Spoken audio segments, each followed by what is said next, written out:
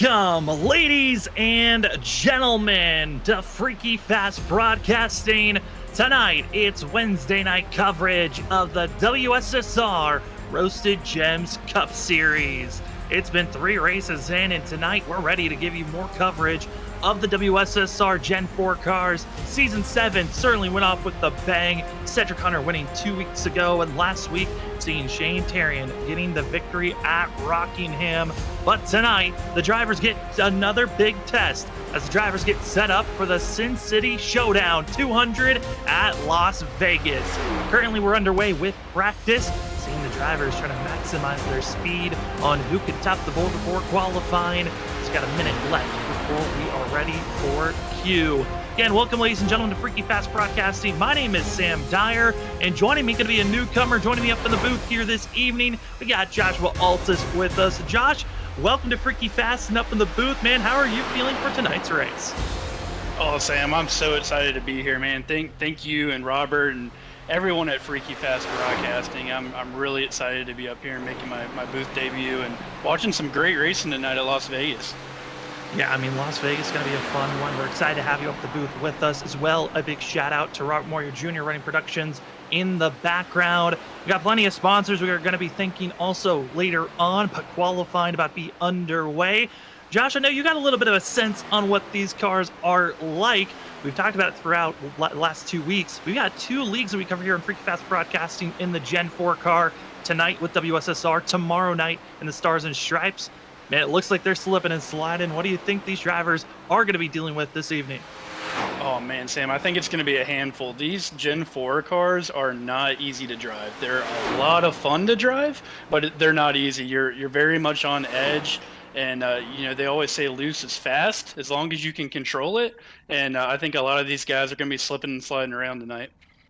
Well, slipping and sliding, it's time to start now as practice is done. Qualifying about to get underway. All drivers going to be given 2 laps to put down their fastest times. And during those 2 laps there as well, we got 5 minutes to put those fast times in their books as the field's getting ready. We got over 30 drivers going to be racing here tonight, and everyone has got their eyes on Shane Tarian.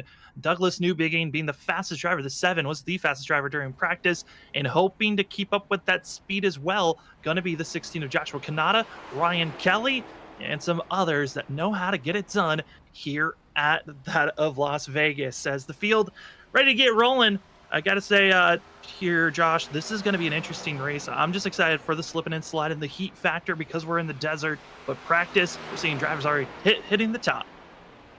Yeah. What's fun about these type of tracks is you can really kind of search around and figure out where the fast line's going to be. And I think it's going to be exciting to kind of figure out where that's going to be because, in the nighttime, there's more grip, and in the daytime, it's really wherever you can make time. So I'm interested to see if, guys are going to be riding the wall or if they're going to try to, just hug that white line on the bottom and just kind of see where the speed is. The speed seems to be on the inside. Was hearing drivers that were practicing, feeling like the inside lane could be fast at moments. The outside lane, they were trying to pick up the speed in the early. A lot of drivers saying that second lap's going to be the faster lap, but currently first lap's in. Going to be Danny Cochran that we see on screen for the 2. Going to be the fastest driver with a 30.141 after their first lap. The 2 machines help to get the pole and to start this season off a little bit better than what it's been the last couple of weeks. But newcomer who just joined the league tonight, it's Chris Stintz going to be top of the board after his first lap.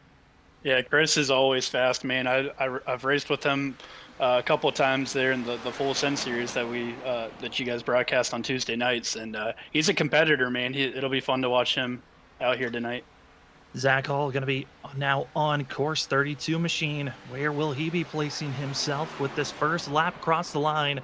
Zach Hall's hoping to maybe find some extra speed to be top of the board, and he's going to do so. I take it back. That's actually going to be his second lap, a 29.878. Going to be 34 thousandths of a second faster than Benjamin Nelson's first lap.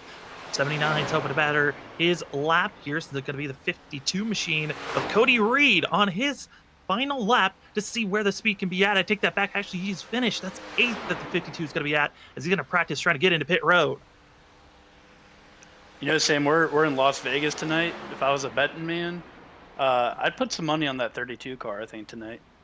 Certainly a fast driver. We've seen him be quick in other races here. The mile and a half actually is where Zach Hall's been trying to find that extra speed, and I like that pick there, Josh, on a driver to watch out for as Nick Crawford, 74, taking the pole position, 5 thousandths faster than Zach Hall as we watch on screen the 12, Andrew Medlin, trying to find just a little bit of something extra on his final lap of qualifying. He's got the Andrew Medlin cam popped up. You can see that wheel really being worked, trying to keep the maximum speed off the corner, really using every little bit of the track as the 12 comes across the line. Can Medlin top the board as he was 27th on that first lap, and he moves up just 3 positions to 24th, just showing even when you look like you're working the wheel quickly, it's still going to be tough to get top of the board.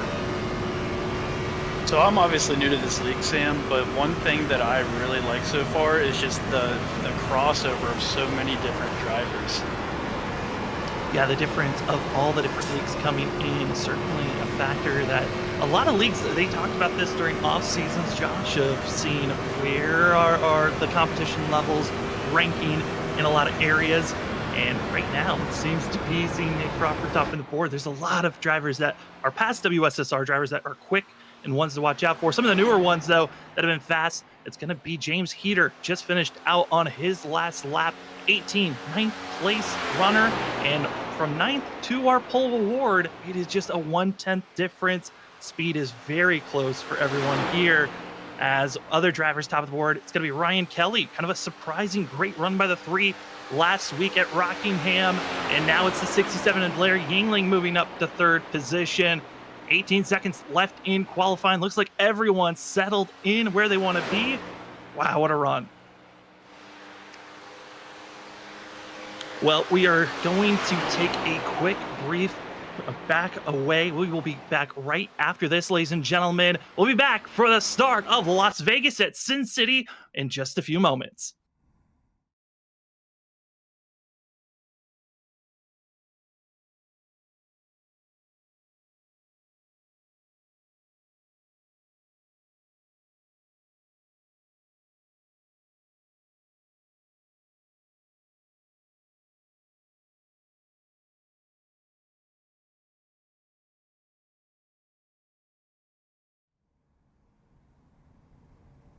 I told you we'd be back right before the race started growing, and drivers are gritting up now, and it's going to give us a quick second to give you the rundown on where the drivers qualified. Qualifying results sponsored by Colley's mom. Brandon's Colley's mom's was sponsoring the qualifying results, and always hoping to see the one machine topping the board, hoping that tonight would be the night to see a pole. Not going to be there. The disappointment rises for another week. Instead, it's Nick Crawford, the 74 machine, taking the pole position. Zach Hall going to be in 2nd, with Larry Yingling 3rd. 4th goes Douglas Newbigging. For that of Benjamin Nelson in 5th. Cedric Hunter, a 2-time winner here at Las Vegas. Watch out for the 13. We'll be starting in 6th place. Ryan Kelly in 7th. Brian P. Johnson, season 1 champion, in 8th. Malik Kuntz 9th, and finishing out our top 10. The most recent newcomer, it's Chris Sitson, 17. And just outside the top 10, starting 11th, is going to be James Heater. Noah Steele will start 12th. Joshua Kanata, 13th. Christopher Norris, 14th. Cole Sacchetti will start 15th. Brian Noel, 16th. Danny Cochran will be rolling off from 17th. And to his outside will be the number 15 of Ken Campbell. Cody Reed will start 19th, and rounding out the top 20 will be Christopher Wade. Then in 21st position, the 24, Ollie Fonseca. Aaron Kralik in 22nd position in the 01, starting after winning last week in 23rd position. Kind of a shock. The 9 of Shane Tarian going to have a long road to get up front. Right behind him's the 99 of Kyle Rochelle in 24th. Thomas Waltzer going to be starting in 25th position with Ryan Ferraro in 26th. Brandon Zimmerman 27th. 28th is going to go to Brad Delp with Gregory Smith in 29th position. And finishing out your top 30, it's the 12 of Andrew Medlin. And starting back towards the field, starting 31st is going to be the 27 of Jonathan Codswell, 32nd, Tyler Dingler, 33rd, Brian Johnson, 34th, Devin Brock, 35th will be Ross Tatum, 36th, Brandon Colley, and shotgun on the field, starting and 37th will be the number 25 of James Kaufman. Kaufman decided not to qualify, will be sent to the back. Drivers, though, given penalties. Got to see a couple of them sent with an EOL penalty. That is going to be seen Cedric Hunter, Malik Kuntz, Ryan Ferraro. They were eligible to qualify to get the best pits stop possible that they can have, because wherever you qualify is the box that you get placed in. But all three of those drivers will be sent to the end of the line for a variety of different penalties. Cedric Hunter, reckless driving penalty, Malik Kuntz, and as well Ryan Ferraro for having ARCA brake incidents last week.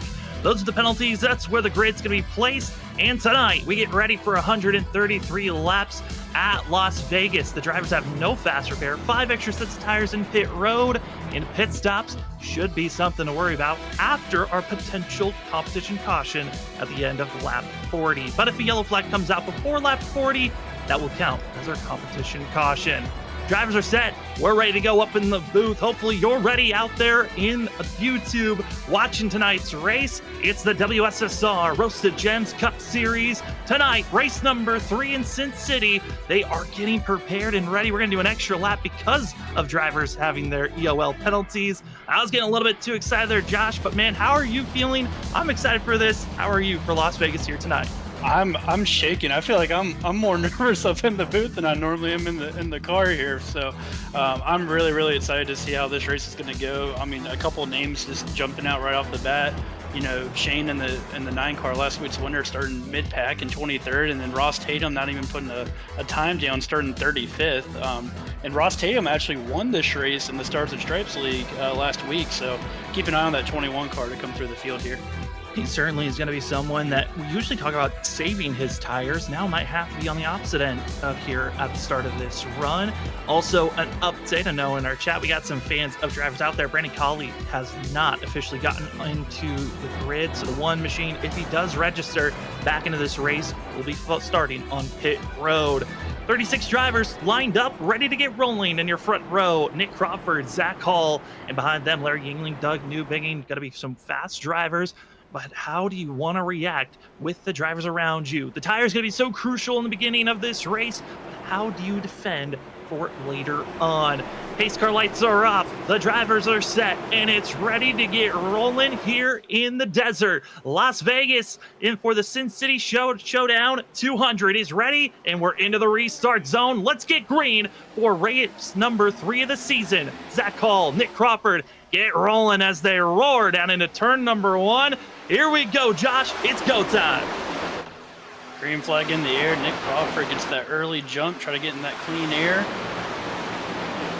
Clean air, and he's got a great run on the inside lane. Zach Hall on the outside, going to be trying to get the better run, and does so for the 32. Nick Crawford, though, not wanting to just give up any advantage. They continue to stay side by side. Exit of 4, and Zach Hall, Nick Crawford looking clean as Larry Yingling sits behind. Zach Hall leads lap number 1. Already looking to be a good set right now. Josh, we're seeing 3 wide almost for a second here. Yeah. Larry's thinking about poking the nose and getting in there. And Sam, it's so important. If you're one of these front runners, you want to get out front right here. You want to control the pace, get that clean air, and just try to settle in. As we're seeing drivers still throughout the field, side by side. It's not until you get to the middle of the pack where we're seeing a little bit of single file action of drivers trying to settle in. As you can see there, Danny Cochran, who thought at one moment he was going to be fast enough to get the pole, instead was outside the top 10, trying to settle in with Joshua Kanata to his inside. Behind them is Noah Steele, as well as Christopher Norris. Seeing some drivers that we look at on Monday nights running the ISRC Truck Series, all in a cluster, and that's the fun thing. You're talking about, Josh, a bunch of different drivers from other leagues running here tonight. We've seen it out that of Daytona and Rockingham. It seems like those groups in kind of leagues usually run around one another, which is interesting to see on track. Yeah, it's kind of funny because when you come into these different leads and it's just like a mesh of different guys from different groups, those guys are going to know how their competitors race, right? So maybe they run similarly or maybe they don't, but it is interesting that you said that they tend to kind of find each other if they run in the same leagues. They certainly do, and a driver that's on the charge. Cole Sketty already up 3 positions at the start of the race. Danny Cochran was the biggest mover, up 8 positions for the 42, as well as it's going to be the 42 and the 2, both hoping for some great runs here tonight. They both had separate different kind of rundowns that these past couple of weeks in their leagues, and they're hoping for some good momentum after tonight's run. 17 of Chris Stitz, though, has had a terrible start to his season, and on Tuesday night, the Full Send Racing Series, now starting a brand new league in the Sharpie machine. The 17 in 10th place hasn't moved any positions at that spot as we fall back to a driver that's on a completely different scale. It's going to be it's going to be that of Brian Noel in the 77, just up one spot back in the middle of the pack. Yeah, all these guys are just kind of jockeying, kind of feeling their cars out to begin with here. We talked about, Sam, this racetrack is probably going to be really hot and slick, so, tire management is going to be key. So a bunch of these guys mid-pack are, you try to get what you can on the restart, and then you just kind of fall in line and ride a little bit and try to save these tires. And right now, we're on board with Ollie Fonseca in the 24 machine. A little bit of a gap between himself and Brian Noel. And behind the 24 is where a couple of drivers almost stacking on top of one another. It's being led by the 15 of Ken Campbell, Kyle Rochelle, and Shane Tarian. That grouping's been trying to move forward, and it's last week's winner. It's done some of the biggest positions so far in the middle of the pack. Up 4 spots is the 9, and also having Kyle Rochelle up 6 positions as we're looking back from Ollie Fonseca to the rest of the field. Yeah, I'm interested to see how long it really takes some of these guys to move forward and whatnot. Normally around 15-20 laps is kind of when you start seeing some of the tire wear, and maybe some guys who push it a little too hard at the start and guys who are a little bit more patient. So it'll be interesting to kind of see where all that starts sorting out around lap 15 or so. And also another update on the fact of drivers deeper in the field, that of Brandon Colley, who has yet to even register. And he did find himself in practice in this section. All he needs to do is just get back into the race, and he will be multiple laps down, but would have to start on pit road. As other drivers also have to be thinking about the competition caution. If there is no yellow flag or caution flag that happens before lap 40, drivers will have to come and will have a yellow flag come out. But what the numbers we were told, Josh, fuel being about 43 to 45 laps, won't have to worry about fuel if that competition does come out. Yeah, that's a big relief for a lot of guys, because you don't really have to worry about green flag stops at that point. It kind of allows you a chance to, almost use this first 40 laps as like a test session in a way. Just kind of feel your car out, feel like what the track's going to do, and then you don't have to worry about, making a green flag stop. Can come in under caution, get your 4 tires and fuel, and then reset.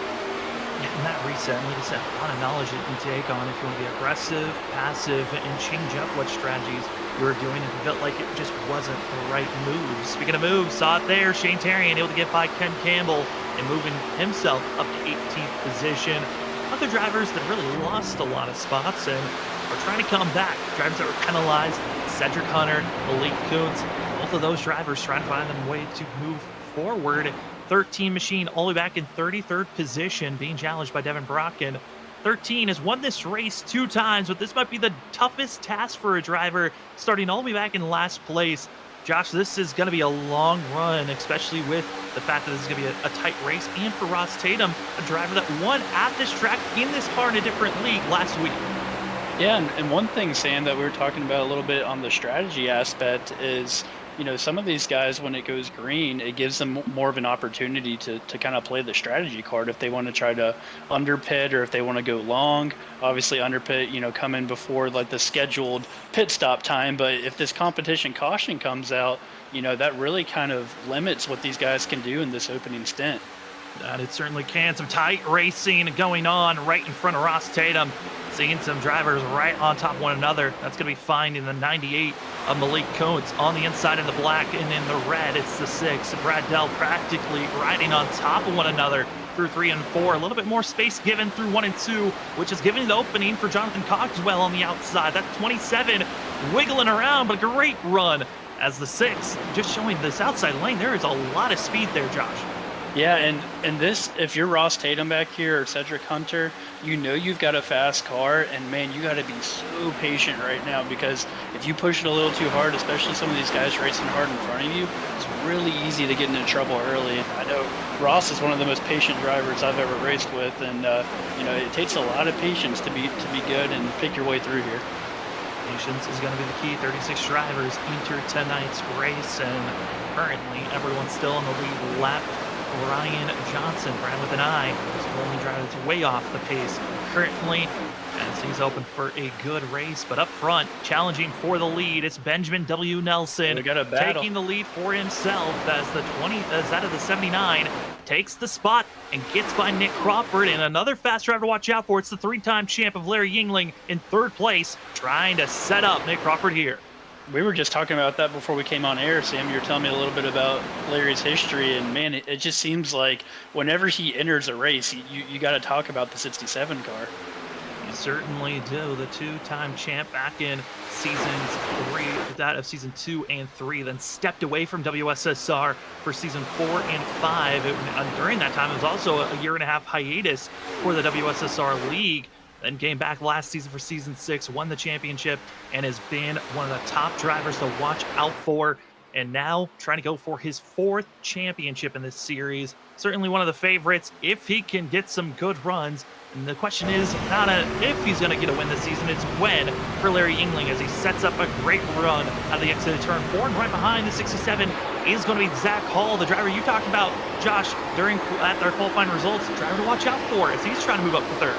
Oh yeah, Zach is such a good driver, man. I got to know him a little bit last season in the Full Sun Series there on Tuesday nights, and talk about a driver that can get it done, man.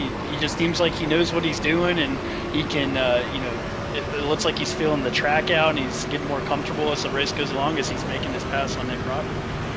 Makes the pass, it's clear, it's done, and the 67 as well, kind of being the lead spear. We drop back to the battle for 5th place. It's Brian P. Johnson, Brian with the Y, who is trying to hold off Douglas Newbigging in the 7 machine. These drivers had a pretty great duel last week at Rockingham. Saw a lot of drivers trying to stick with one another. There was a lot of cautions that kind of ballooned out the ending of the race, but Shane Terrian got the win at the end of the day. I gotta say, Josh, this is great to see some of the new competition, the 7, a rookie coming into this season, and he is certainly challenging one of our favorites and one of the most Waynish drivers of the WSSR series. That's Brian P. Johnson. Oh yeah, as a rookie, I mean, it definitely makes you feel good when you can get up there and compete with some of the veterans of the series. And it's kind of a fine line because you want to definitely earn respect from them, but as long as you're doing it in a clean way and you're running up front, that's a really good way to earn respect.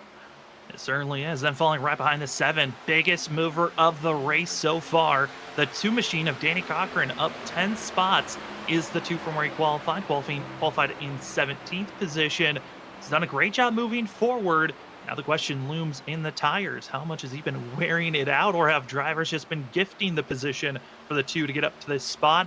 As our whole entire top 8 still within 2 seconds of one another, with Ryan Kelly right behind the 2. And we're getting right around those laps that I talked about earlier, Sam. That kind of 15 to 20 range was just going to put us about halfway through the stint. If we, obviously don't get a yellow, it'll come out on lap 40. So about right halfway through that stint right now. So I expect now you'll start really seeing some comers and goers here. Which guys burn their stuff up and which guys were patient and were able to save some tire. Looked like a very sketchy entry there for the 2 machine and the 3. Danny did not get the kind of turning aspect that he wanted on the entry, so he had to back out of that corner quickly, giving Ryan Kelly that position for the 3 machine. As the field's trying to get into a comfortable spot, some drivers deeper in the field having some troubles. And if we're going to be seeing a caution, we usually talk about big groups to watch out for. And right now, it's the back half of the field that is looking very dangerous on some of the madness, and that's around that of 28th, 29th, and 30th.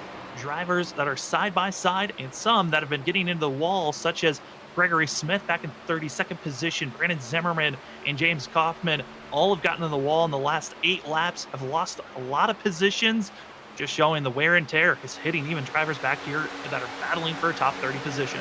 That's what's so fun about some of these leagues, Sam, that these big fields that you're getting 30 plus drivers in here.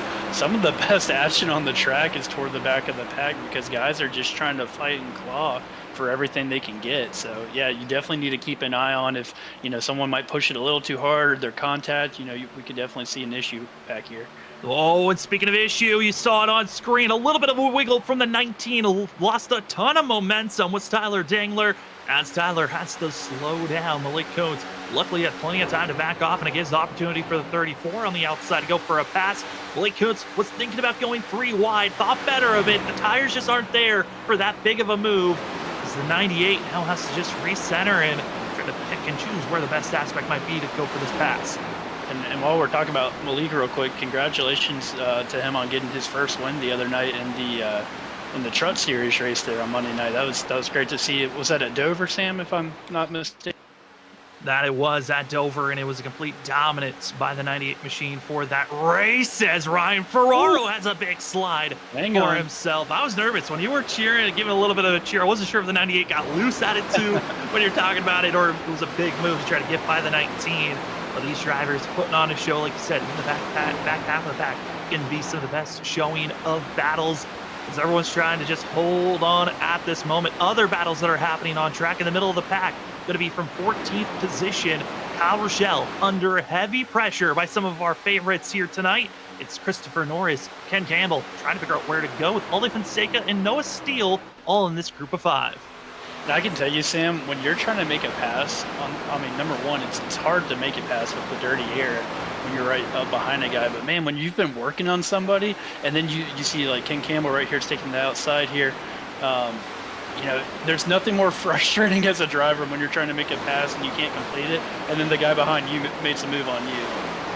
I mean, that is got to be a mental breaking moment as you're trying to work on every single lap. And also, you got to be thinking about, how do I save my tires, but also being aggressive at this point, as we are at the 13 laps to go marker until our competition caution flag will be thrown. There's no bonus points to be grabbed at that competition caution, so I'll be interested to see if anyone's willing to get a little bit overzealous to crack into the top 10 like we've seen in other leagues, or if everyone's just willing to settle in and take these spots.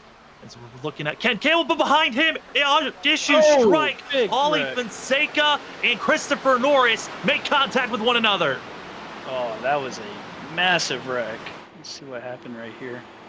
So we're going to get the replay up for you here shortly. Heavy damage. Ollie Fonseca required damage for the 24.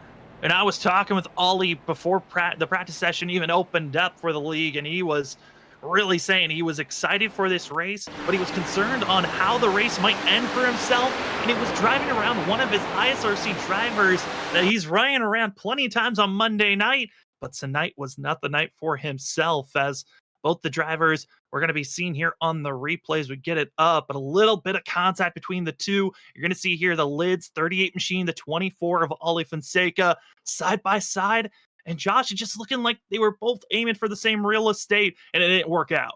Yeah, it really just kind of looks like a racing incident. It looks like the 24 kind of dove it off there, and I don't know if he just washed up a little bit, and he was coming up a little, and the 38 was maybe coming down a little bit, just kind of both kind of going for that same piece of real estate, like you said, Sam. And unfortunately, it just hits Ollie Fonseca right in the wall, and that is not what he needed after last week either. He had a tough week last week at Rockingham as well.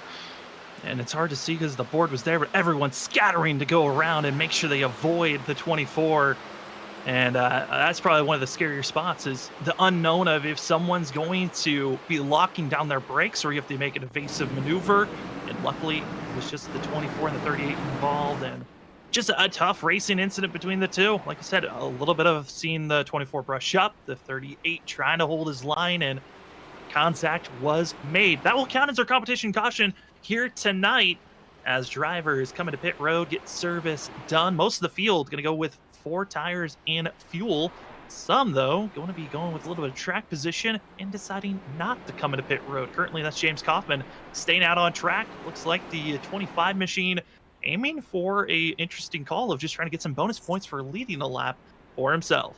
Yeah, that's a really interesting call here. We'll see if he ends up coming down to pit road, but I can't imagine wanting to stay out there on 30-lap tires right now, especially when you have, five lang in the pitch right now. So tires really shouldn't be a concern in terms of saving them. So, maybe James here is just hoping that, he'll get a decent restart and can kind of blend in and make it a net gain overall. James Kaufman staying out, and that is going to be the call. Staying out is the 25, 30 lap older tires than the rest of the field. Also, a driver coming into pit road late was going to be Devin Brock in the 91. He drove through pit road. It looked like he missed his box, so had to come in late to get service done. As the rest of the field, looking at drivers that were involved in that wreck, being Christopher Norris and Ollie Fonseca. Ollie Fonseca required damage. 24 was forced to come into pit road. Christopher Norris, though, on the 38s, and looks like not a lot of damage he had to worry about. Just a little bit of scrapes here or there, and he's able to keep his positioning up inside of the top 20, currently in 16th position, and didn't have to spend time on any optional damage. And I do want to give a shout out to the rest of the field there too, because I mean, Sam, when they were at there, they were about mid pack, and there was a lot of cars still behind them where that easily could have went. That could have really turned into something bigger. So, props to the rest of the field for being heads up and missing them there. Yeah, massive kudos to the field as right now, since we're under yellow, still waiting for the one to go signal from the pace car once the lights go off. Gives us time for some shouting out our amazing sponsors. We talked about the grid sponsor being Brandon Colley's mom. Again, big thank you for being the race sponsor, as James Kaufman luckily does pull it into pit road. That will be a end of the line penalty for the 25. We want to shout out the title sponsor of the WSSR Cup Series, that being Roasted Gems Coffee. If you haven't gotten your premium coffee today, well, head over to roastedgems.com and get your best blend of many different flavors at Roasted Gems Coffee. They've also got incredible merch that you can find, but their wide selection of brews is what makes them the best coffee brand to go to. And once you're ordering your coffee, remember to use promo code WSSR for 5% off at roastedgems.com. Thank you so much to Roasted Gems Coffee for being the title sponsor of the WSSR Cup Series for the last couple of seasons, and also one of the newer sponsors that popped on board last season, being Trophy Smack. Trophy Smack, if you want to be the envy of your competition with having the best trophy after winning in fantasy football, winning a championship in iRacing, well, go over to trophysmack.com. They got a plenty wide range to grab, from championship belts, rings, custom trophies,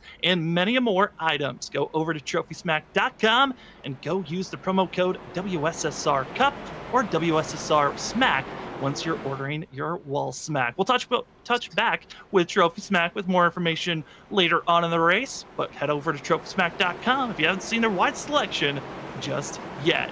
Thank you to the amazing sponsors here that help out with the WSSR Cup Series. As the pace car lights are off, it's time to get back to racing action. We got over 100 laps still to go, and it's Benjamin Nelson, Larry Yingling, the top two, into the restart zone, and we're green once again for the Sin City Showdown 200. A fabulous launch for Benjamin Nelson, and we're already single file for our first two drivers. Yeah, great start for the 79 of Benjamin Nelson here. He's going to want to get in that clean air, try to control it, but here comes Larry Yingling in the 67 car, and he wants that lead. Recognizing fresh rubber is the best opportunity to go for these big passes. In the 70, that on the 67, wanting this pass done on the 79, side by side. Some of the fastest drivers in WSSR history are battling up front. Benjamin Nelson, a previous peak antifreeze Pro Series driver, and as well, Larry Yingling, the three-time champ of WSSR, side by side. Zach Hall following in suit. Benjamin, that of Douglas Newbigin following behind, and it's going to be Larry Yingling taking the lead, and the field's got to be worried because now you got one of the fastest drivers leading this race. Oh yeah, that's never a good sign for the rest of the field. When you get a fast guy up front, man, it's going to be hard to take it away from him. But how about the 7 car of Douglas Newbigin? We were just talking about him, Sam, being a rookie in this league, already up to the 4th position.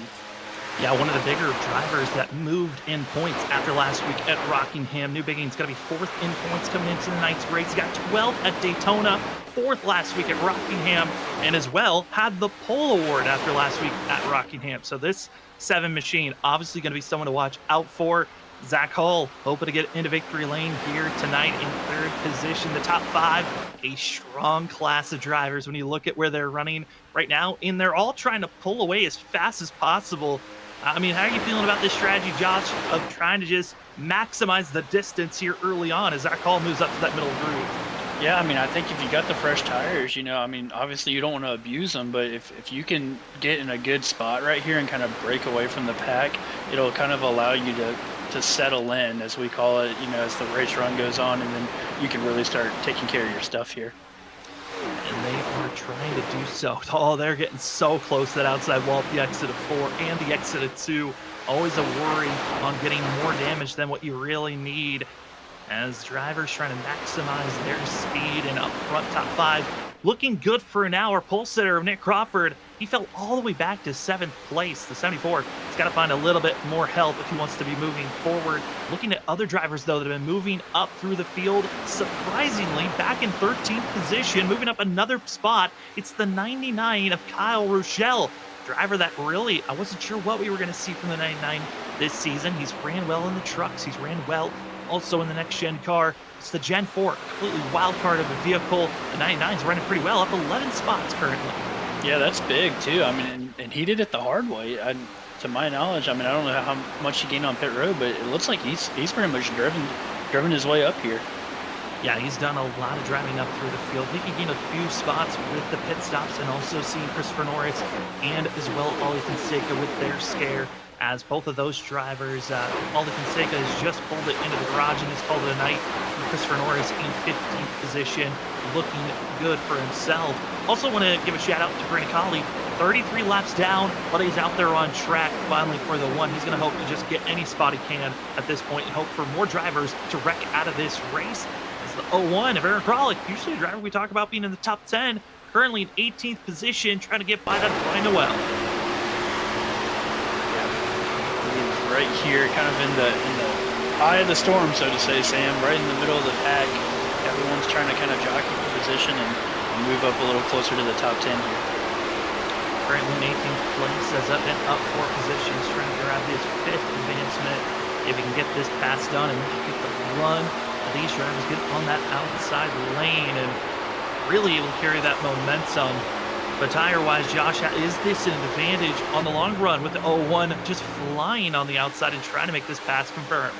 Yeah, I mean, the outside, it looks like it's starting to come in a little bit where you can run, but I just, like you said, Sam, I kind of worry about those tires. You know, if you can run the bottom, it seems like you can take care of your tires a little bit more. So, but, you know, you got to go where they're not at the end of the day, right? So if everyone's running the bottom, you got to make a move somewhere.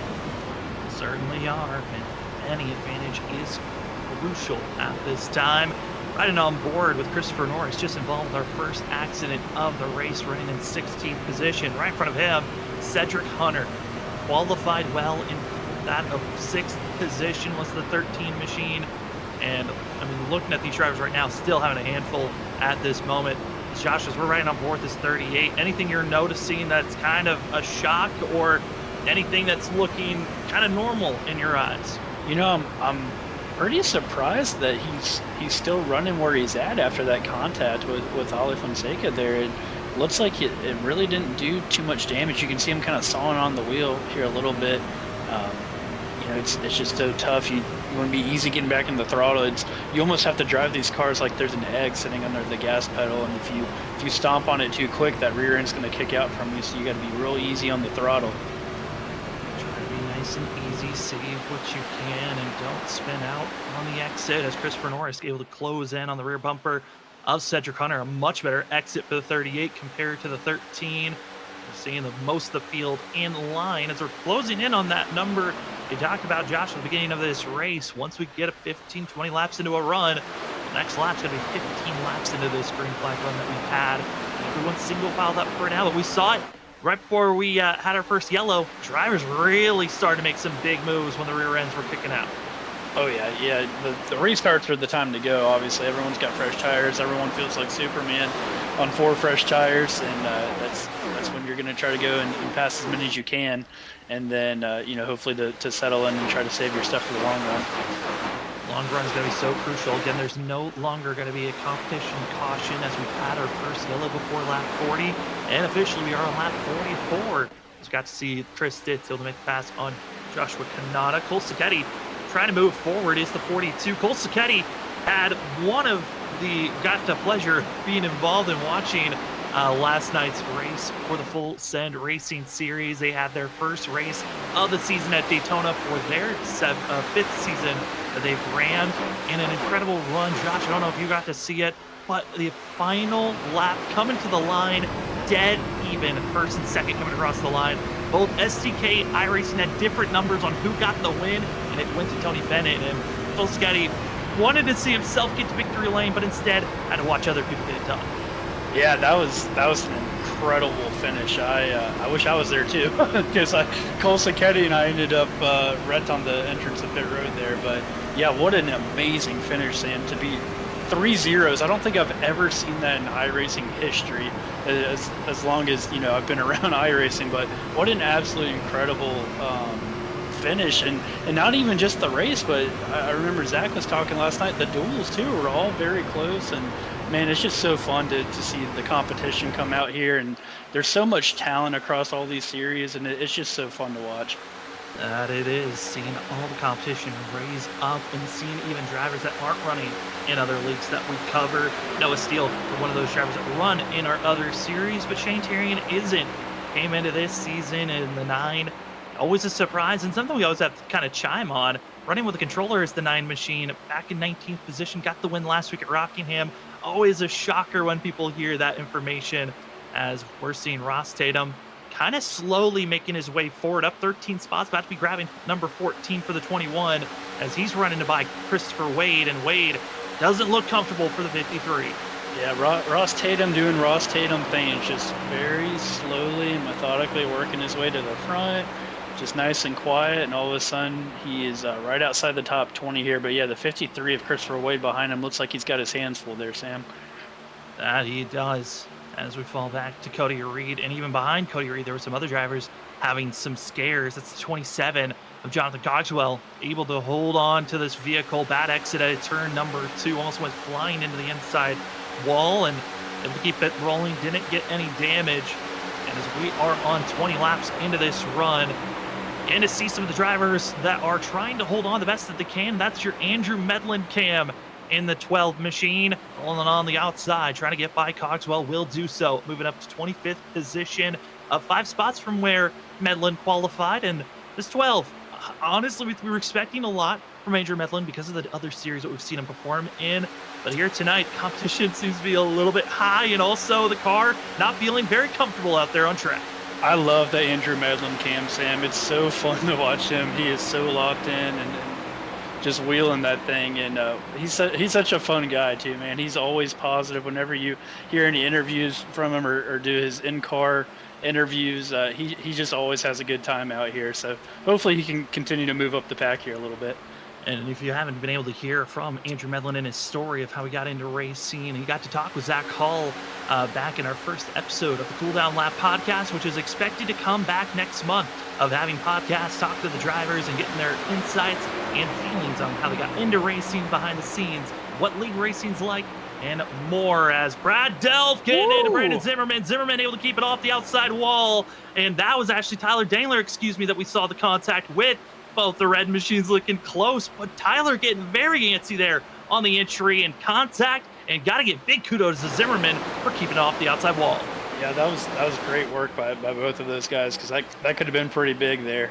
We saw similar to Ale Fonseca and Christopher Norris, where they got together. It was almost a similar spot there, Sam. Very similar to see. Here's Gregory Smith back in 31st position, trying to just hold on the best that they can.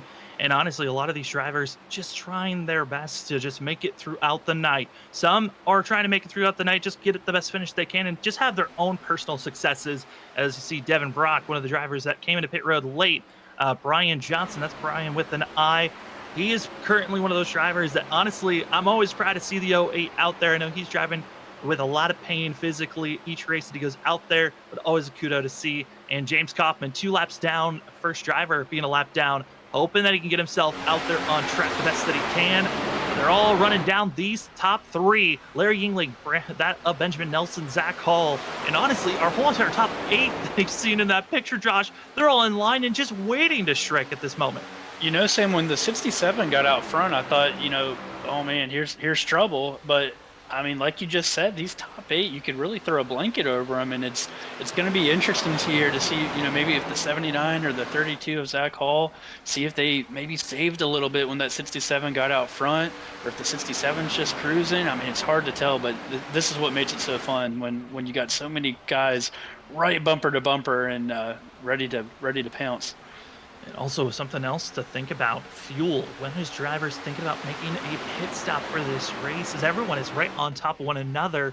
who might use this draft to maybe help assist on fuel saving. These drivers were given a number of 43 to 45 laps on fuel. They pitted back when that first caution came out, which was around lap 30-ish. So that's going to be putting these drivers in a tricky spot of if they push it to that max number of 45 laps and maybe go a couple laps more than that, they're going to be about 8 to 10 laps shy, which is going to put them in a good question mark, Josh, of going for a two-stop to make sure you're good on fuel, or can you stretch the fuel and turn this race into a one-stop from here on out? Yeah, I feel like a one-stop's going to be really, really pushing it. But it's going to be really interesting because, you talk about splitting up, the stints and whatnot, and you don't want to stay out too long because you're going to lose too much time. But, like we've seen in other leads past, I mean, guys who are willing to gamble and stay out a little longer on track, you get that caution, and all of a sudden you can come down and you got track position, get a little fresher tires. Those tires going to be crucial on how you can maximize that speed. Also, you won't be losing time by slowing down to save your fuel. But hey, if you go for a two-stop, I think about just a splash and go, and that could be assisting you in some fashion and making sure you've got enough fuel at the end of the day. But again, that's going to be talking points the closer and closer we get in the next 10 to 15 laps. Could be the time that we start seeing those pit stops come down, as we're on lap 57 of 133. Top 8 all on top of one another, and we're going to be taking our first commercial break of the evening. We'll see if we need another one later on, but you are currently watching the WSSR Roasted Gems Cup Series, race number 3 of Season 7. It's been a good one. You've been watching the Sin City ShowDown 200 at Las Vegas. Been a pleasure to cover. Thanks for being with us. Again, we're going to pull away for a commercial break. We'll be back right after this.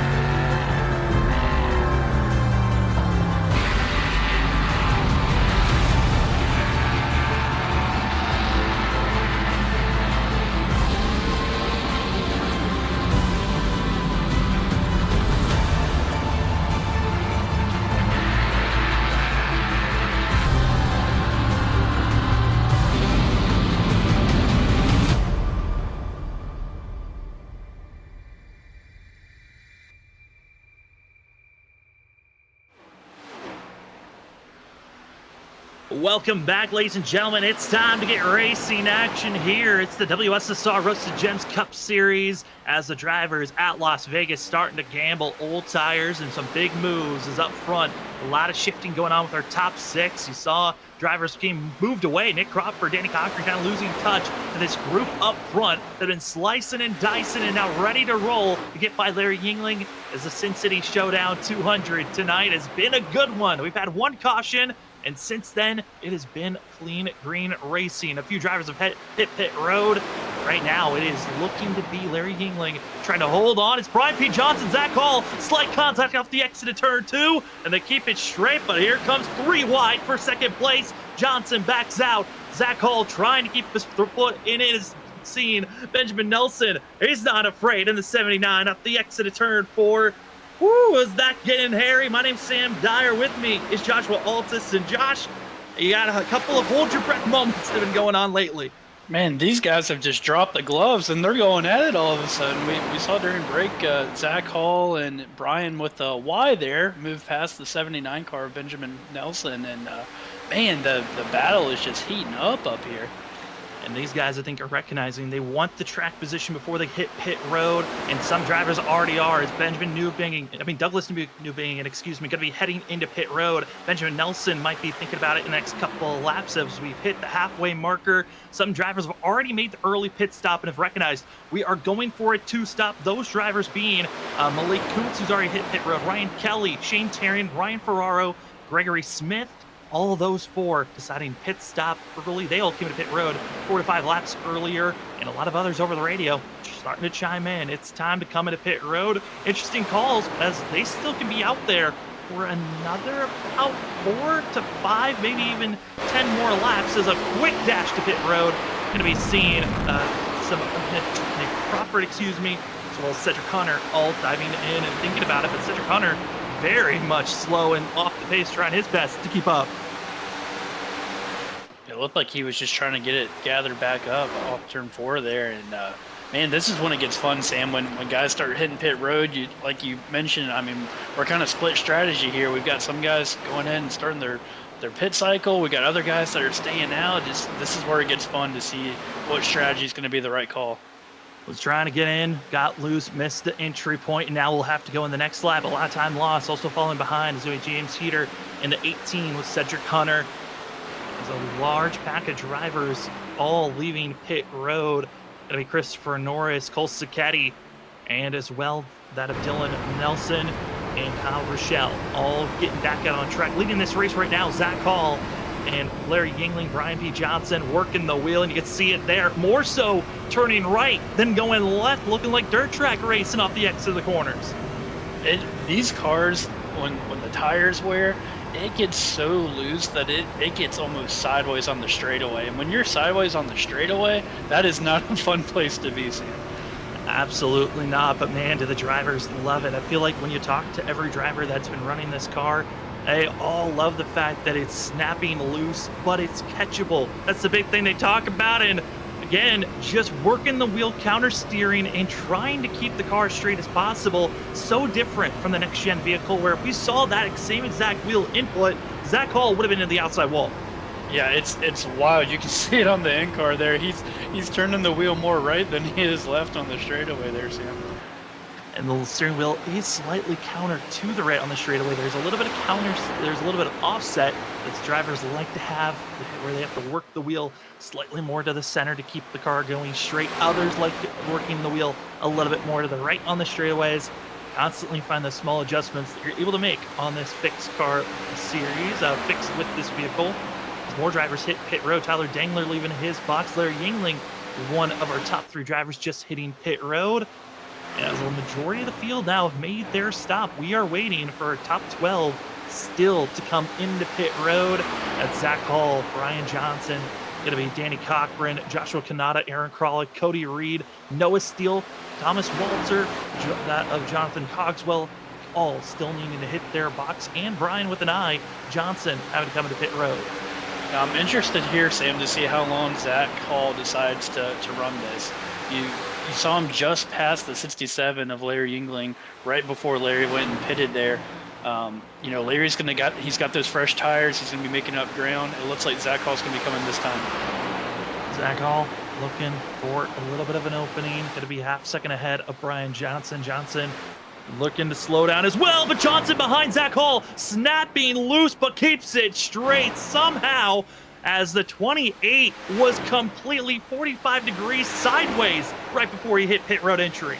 That was a fantastic save by Brian with a Y there, Sam. That could have really, really been detrimental to his night. Great save by him right there.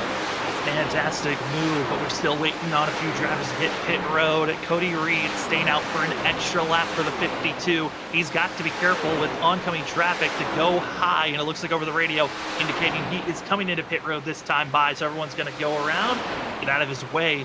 Pit stops looking clean, tires up, tire down, and let's get rolling for Brian Johnson as he's trying to get back out there on track. And looking at all the drivers, majority of them, nobody's gotten a penalty, and that's a clean first stop under green for these drivers. I think it just goes to show the talent in this league, Sam. There's so many good, talented racers in this league, and it's really, if you make any kind of mistake at all, it's really going to put you further back. Yeah, I mean, if you find those mistakes, it is so detrimental at this moment. A driver, though, that is in the lead right now because of staying out for an extra lap. It's Brian Johnson. It's Brian with an I08 leading the way. I don't think he's going to get the lap led because Ryan Kelly's behind him. But that was a great sight to see for a driver that most of the time is going to be running in the back half of the field. But he got his 1 minute to be up front. It was good to see, but he's got to be careful, and he's going to miss pit entry, a tricky pit stop, and the 08's got to go another lap, and he's got to be careful because he is currently on that bubble spot of having enough fuel to make it to the end. Yeah, that's the only scary thing, Sam, when you stay out so long, and I don't know how much fuel he has left, but if you get to sputtering, that is a scary thing as a driver if you can make it back around. So currently able to get up to speed. He'll drop right to the apron, get out of the way for the rest of the field. And I believe he'll be able to make it, trying his best to just slow down. And Brian Johnson, luckily, looks like he'll make it into the entries. The rest of the field drives on by. And a scary moment for a quick second, but the pit stop will be made. And now with the lead, it's the three machine of Kyle Kelly. Talked to Kyle Kelly during a driver's interview last week at Rockingham, was battling for a top 3 position. And this three machine, honestly, I'm surprised at moments, but I'm excited to see how this team from Ryan Kelly joining up with Larry Yingling, part of the Yin Yang racing team. It's Larry Yingling, Devin Brock, Ryan Kelly, and James Heater. Strong group of drivers that were excited to hit the track. And this 3 leading the way is Douglas Newbigging, about 1.3 seconds back, trying to run down the 3. Yeah, Sam, and these are some of the couple guys that hit pit road early, and you can really see how it benefited them. They utilized that fresh rubber when they came back out on track and running 1-2. Running 1-2 and seeing the battling going on. The positionings of drivers back for 10th position. It's Malik Kuntz trying to set up, get by Cole Sacchetti, and having Christopher Norris behind. Right now, Malik on the oldest set of tires out of anyone out on track, 17 laps, make it 18 laps. Old tires compared to those around that are around 11 laps to 10 laps. It certainly is looking a little bit dangerous. Got to be careful of. And drivers that decide to stay out just a few laps longer than everyone else. It's Brian P. Johnson and Zach Hall, both just pitted 5 laps ago. They're going to be flying out there on track. But the tough pill to swallow, you're in traffic, and you're hoping to get by this field as quickly as possible. And Brian's putting the pressure on Christopher Norris and finds the opening perfectly off the exit of 4. Yeah, these guys are ripping through these guys with these new tires here, but you got to be careful because you have the tire advantage. But if you push it a little too hard, you could be wearing those tires out, and they can end up equalizing with the guys in front of them. So definitely want to utilize the fresh rubber, but it's a fine line between utilizing them and pushing it too hard. Well, let's get a little bit of a better sense of what it's like to run with these drivers. Might as well give it a crank it up with the fastest 2 out on track as they're carving their way through the field up to 9th position.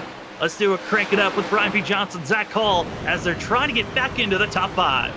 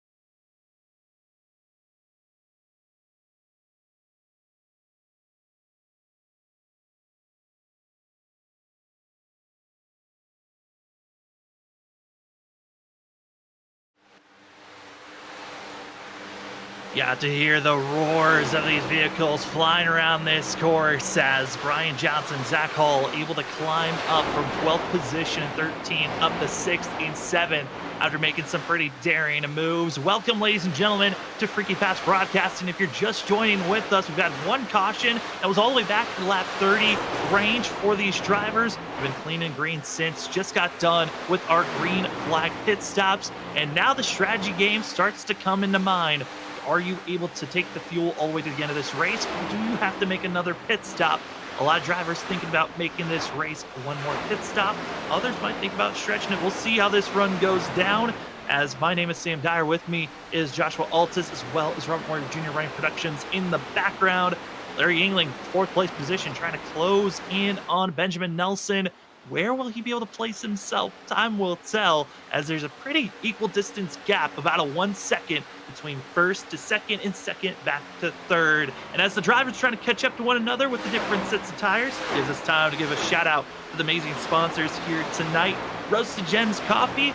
Go get your coffee today. They've got plenty of selections to look at, such as French vanilla, they got Cinnabon, and also a high max caffeine flavor if you need to boost up and get through the day with some extra energy. You can go get all your coffee blends at Roasted Gems Coffee today. Go to roastedgemscoffee.com and use the promo code WSSR for 5% off. And as well, huge shout out to our other amazing sponsor here at the WSSR Cup Series, being Trophy Smack. Trophy Smack has got a wide range of different products that you can get, from championship trophies, belts, rings, and more. And what are those more? Well, that's called a wall smack. Wall smack is a high gloss piece of artwork that you can put a custom image on, and guess what? It's easy to place on the wall. They've got a wall safe magnet system that you just place on the wall, stick, go, and if needed, you can remove and place on a different wall if you'd like to. And it's all with Wall Smack at Trophy Smack. If you're going to get your Wall Smack, get it today. Plenty of the drivers have actually gotten a Wall Smack of their winning cars. Remember to use the promo code WSSR SMACK to get your Wall Smack 10% off. Thank you to our amazing sponsors, as Brian Johnson, the Trophy Smack Machines, running in 5th place, right on the back bumper of Larry Yingling, and not very long, Josh. It looks like the 28, the 32, they're closing in on our leader quickly. Yeah, I've been just sitting here watching lap time, Sam, and I mean, for the longest time, they were over half a second faster than all the cars in front of them. They were down several seconds, and now they've closed into about 2 seconds back now, as you can see the 28 all over the back bumper of the 67. Right on the back bumper, and trying to figure out where do you want to go. 2 seconds off of our leader, of Ryan Kelly, who is also being caught. As we watch this pass for 4th place, Brian Johnson hoping that the extra set of just two laps on these tires is good enough for the pass. It looks to be just good enough on the outside, ripping the top, still about 0.2 faster than Larry Yingling, making the pass clean. And now we'll move up for the paddling for the lead position, because we're seeing drivers dealing with the lap car situation. It's Ryan Kelly, Douglas Newbigging. They're trying to deal with the 08, who's got fresher rubber than them, and trying to figure out where to place themselves, because the 08 of Brian Johnson has not been in this situation. That's Brian with an I, and not sure if he should go to the outside, stay low. He's got to make a choice quickly if he's going to go somewhere to get out of the way, because Ryan Kelly is being caught quickly. Oh yeah, we've got a battle brewing right now, and I'm looking at the lap counter here, Sam, and we are closing in on about 40 to go, which, you know, we were given our fuel window here. I think it's open right now. So, I mean, I don't think we'll see anyone come in this early, but if someone were to have to pit, they should be able to make it from here. Yeah, I'm not expecting that many people to come into pit road, but right when you say maybe we won't, a driver does hit pit road as a battle for the lead is underway, and that's Nick Crawford in the 74. Hits pit road right when the window opens up. Gutsy call by the 74, but track position was being lost. Felt like it was time to come in and hopefully bank on other drivers making the mistake of staying out maybe too long and won't be able to run down the 74 machine. Yeah, I like this call, Sam. You know, if he's not in a position to win right now, might as well do something to try to get you off sequence a little bit. Yeah, I mean, we've seen that by other drivers, such as Shane Terry, Malik Kuntz. They both decided to go with the guts call, hitting extremely early. That gave them the good track position of being inside of our top 10. Now they're currently stuck in the middle of the pack. They're going to have to try something a little bit different, which, speaking of different, this has got to be something different for Benjamin Nelson, Douglas Newbigging, as well as Ryan Kelly, as the pass for the lead is underway. We've got side-by-side battling for the lead, side-by-side battling for who's going to be a lap down, and they're all getting mixy here as Thomas Walter, first car, one lap down, trying to unlap himself the hard way of doing it on his own, while also having the battle for the lead underway right in front of him, and Douglas Newbigging having the nose, but it's the outside lane that's giving the opportunity for the 3 to still fight for this lead position. Side by side, here they go, and it looks like the 7 car's gonna maybe squeak out here. He's gonna maybe slide up.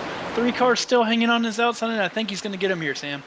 Able to at least get semi-clear of the 3, but there's just a small bumper that's not giving the complete clearance for the 7 to feel comfortable to completely move up, but a good enough dive bomb move. The slide job not fast enough. Ryan Kelly with the better center off, and the 3 right back at it with a side-by-side action, and behind them, it's going to be seeing the 79 of Benjamin Nelson as well as Brian P. Johnson. They're now getting mixy with the lap cars that are behind our leaders. Yep, these guys in 3rd and 4th, they're loving seeing this battle for the lead right now because it is bringing them right up to him, and Ryan Kelly is not going to give this thing away. He is battling really hard on the outside here. Just trying every little bit, and Ryan Kelly, maybe has the oldest tires of this whole entire group that's inside of our top 15 at the moment, but the 3 is showing some life on the outside, still holding off Douglas Newbigging, and Biggins got to be thinking, how am I going to make this pass? Because Newbigging's got to be thinking, the longer I stay here, the bigger of a sitting duck I'm going to be once Brian P. Johnson, or let alone Zach Hall, starts to close in on this group. That's what's tough. The 7 is, he wants to make this pass right now, because if you keep hanging on the door right here, you're just burning your stuff up, but you got to try to get out in front of them here, because if you just fall in line, you know, you're going to be susceptible to these guys coming up behind you. 2 drivers in this pack that are all lap down, going to be on the inside. The 57 of Thomas Walter, the 08 yellow and black machine of Brian Johnson. That's Brian with an I, trying to get out of the way, let our leaders fight for the victory. And on top of these drivers fighting for every little bit on track position, they're also thinking about fuel. We're expecting to see that of Douglas Newbigging as well as Ryan Kelly. Gonna have to hit pit road here in the next 10 to 15 laps. They cannot make it to the end of this race. Pit stops about to be looming for them as well as the 79. The question mark is going to be on Brian P. Johnson and Zach Hall. What is their fuel window going to look like? Because they're the ones that can stretch it the longest of everyone in this small pack. Yeah, and I'm curious, Sam, because, I mean, as we can see, the 3 and the 7 hit pit road early. Well, they're still up front battling for the lead here, so it almost looks like the tires may have equalized out now. So something that, you know, Zach Hall and Brian P. Johnson might want to think about, if they can maybe just hit pit road even a lap before and try to undercut these guys, get out front. A little bit of scare right in front of our leaders is it's going to be Douglas Newbigging. Big wiggles. They're going to have to go 3 wide, seeing the 65 on the outside. Brandon Zimmerman dealing with a very slow machine, not feeling comfortable at a bad exit at turn 2. That's costing him on momentum through 3 and 4 and even a full lap, as the 65's got to be figuring out how to get out of the way, goes up to the wall and does so as our leaders up front, top 4, all under a blanket. It's side by side, battling for the lead and also battling for now 2nd place, as Brian P. Johnson just practically pushing Brian Kelly to the lead. I mean, we were just at Daytona last night, Sam, and I feel like we're just picking up right where we left off. Look at this racing. Oh, pit stop's underway. It's going to be Douglas Newbigging as well as Benjamin Nelson into pit road. Newbigging, big slide though. He's trying to slow down into the pit road boxes and just losing a little bit of time. Both these drivers side by side, they got to be careful, because I believe going to be Benjamin Nelson has the first pit box. He's got to slow down sooner, and that's going to cost time for the 79. Oh, that's so frustrating for the 79, and it was all because the 7 car came in really loose there, but great save again. We saw Brian P. Johnson almost lose it earlier, so another great save on pit road entry. And Ryan Kelly now into his pit road entry, very aggressive on his entry point, hoping not to get a black flag. This is the pit stop that you cannot afford to get caught speeding on entry or when you're driving down pit road. But now we have Brian P. Johnson leading the way, almost a full second over Larry Yingling and almost a second and a half over Zach Hall. And both of those drivers came into pit road at the very exact time. Zach Hall being a little bit more patient. 32 is still under heavy pressure from lap traffic, back in third place. If we're going to see a yellow, it could be around that section. This is where the chess match begins, Sam. We've already seen a couple leaders here hit pit road. How long does Brian P. Johnson, Larry Yingling, and Zach Hall all stay out here? Are they going to stay out long enough to really try to get a big differential on the tires? Looks like Zach Hall may be trying to come this time. And drivers calling out when they want to come into pit road. And for also 74, who just drove by Zach Hall, Nick Crawford had already hit pit road over that of 10 laps ago. So the 74 obviously going to be the biggest driver and one of those to watch out for. Zach Hall hits his pit entry, and now up to third place going to be Danny Cochran, Cole Sketty in fourth, fifth, Joshua Kanata, as Shane Tarian going to be staying out a little bit longer. He's the 9 machine. Interesting call. We're going for the track position to Shane Tarian, as we're seeing drivers that have already pitted driving on by. Yeah, and I like this call for some of these guys, Sam. If you're running bad toward the top 10, maybe just outside, why not stay out long? Try to run it as long as you can, and maybe see if you can catch a caution. And that would give you a really, really good opportunity to gain a lot of track position, come in and get some new tires, and maybe it'll find yourself in position to try to win this race. Larry Yingling into pit road. Danny Cochran hits pit road. Cole Sacchetti joining in with that mix as well. Shane Tarian, the 9, cannot stay out an extra lap. Just ran out of fuel and now has to sit and wait. As the field up front, Brian P. Johnson into pit road. Didn't want to waste any more time. Joshua Kanata expected to come into pit road this go around. It looks like this is the final lap. Drivers recognizing we cannot stay out any longer. Otherwise, we won't have enough time to run down the rest of the field. Yeah, I'm worried that Brian P. Johnson may have stayed out a little too long there. He's definitely going to have the freshest tires, but is he going to have enough time to chase down all those guys in front of him? Noah Steele, Brian Noel into pit road. Tyler Dangler also behind, with Jonathan Cogswell all making their pit stops.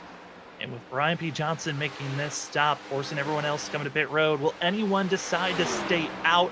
Looking at those that are still in a position of staying out a little bit longer, looks like you might see Brandon Zimmerman stay out, but he's already been passed by Benjamin Nelson, who is running down the 74 of Nick Crawford, pitted extremely early, but he's running so much slower than the 79 currently. Yeah, and still not a bad call for Nick Crawford here, because like we said, if he can somehow catch a caution, he's going to have gained all that track position, and even if he doesn't catch a caution, it could still be a net gain for him at the end of the day. So sometimes you just got to play the cards you're dealt, and I think Nick Crawford's doing a great job with what strategy he's got to work with right now.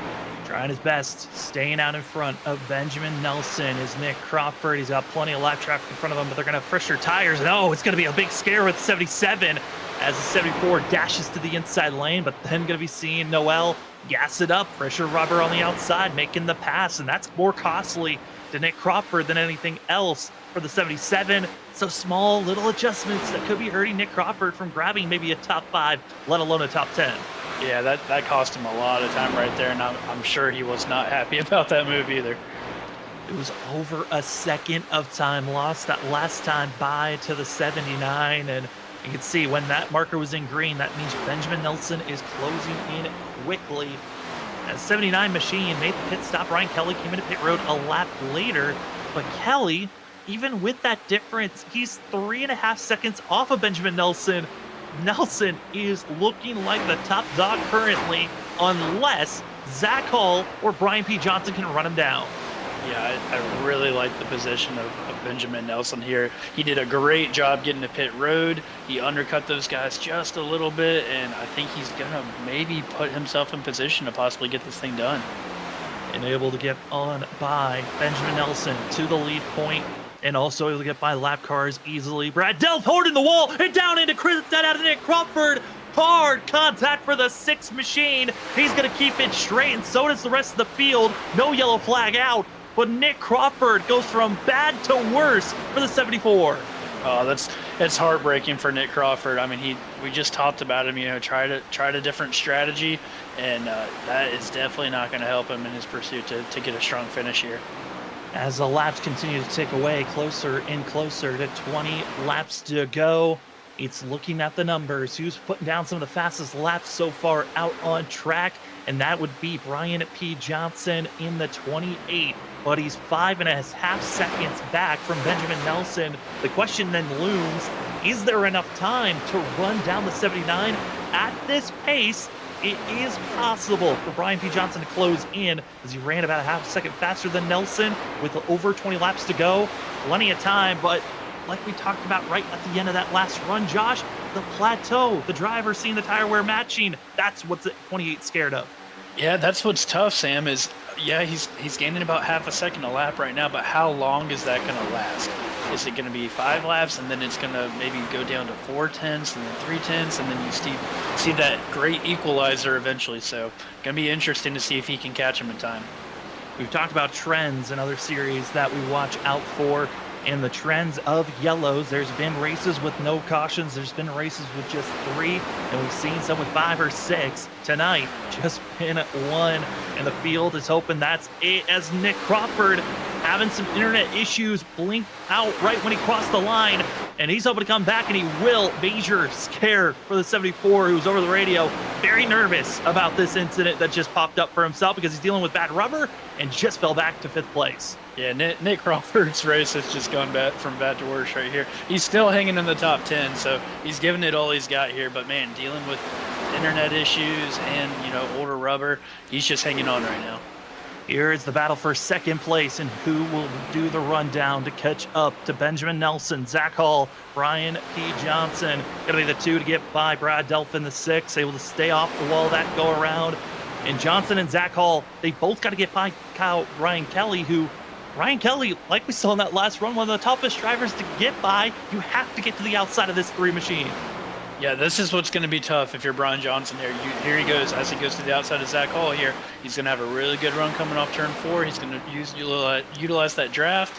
If he can get the 3 right here, he's going to have a good chance to maybe try to get that 79, but he's got to make quick work of it. Trying to close in closer and closer. Looks to be finally on the outside quarter panel. This is the moment to make the pass for 2nd place. Brian P. Johnson with the run, maxing out the groove out to the outside wall, and makes the pass over Ryan Kelly. And Kelly is looking strong for himself for the longest time, but now has to fall back. 4th place might be the spot for the 3, unless Larry Yingling can show his face and close in and change that pass. As the drivers up front, such a great run of recovery for a lot of the drivers deeper in our top 5. Got to give a huge shout out to Cedric Hunter, Ken Campbell. They have done a great job moving forward. Cedric Hunter, the biggest of shout outs though, came into this race with an EOL penalty. Had to start at the end of the line, and the 13 is up to 7th place with some good rubber that can keep him in the top 10. Yeah, that's a great drive by Cedric Hunter, and we've talked about it all night, Sam. It is so hard to pass here with the amount of talent in this league and just the dirty air, and Cedric has done a really good job getting himself in a solid top 10 position here. And driver right in front of Cedric Hunter, Danny Cochran, early aggression has really helped out the 2, was willing to make some big passes under the first stint. It went up over 9 positions initially, and the 2 now up 11 in 6th place. And in a spot, potentially, try to battle and catch up to Ryan Kelly and go for maybe a top 5 finish for the 2, unless he gets caught by Cedric Hunter. But the tire advantage goes to the 2 and the 67 that are trying to go through the field and catch up to the potential battle and watch the battle for the lead, which the gap is now down to 2 seconds. Still over 10 laps to go, 16 about to be 15 when Nelson crosses the line. Looking at the speed difference, Brian P. Johnson still at this rate can catch up to Benjamin Nelson, but it is going to be very close with 5 laps to go. And the next thing we might need to look out, Sam, is lap traffic. Is lap traffic going to be an issue for Nelson at all? How quick can he get through him? You're seeing coming up on a couple cars right here.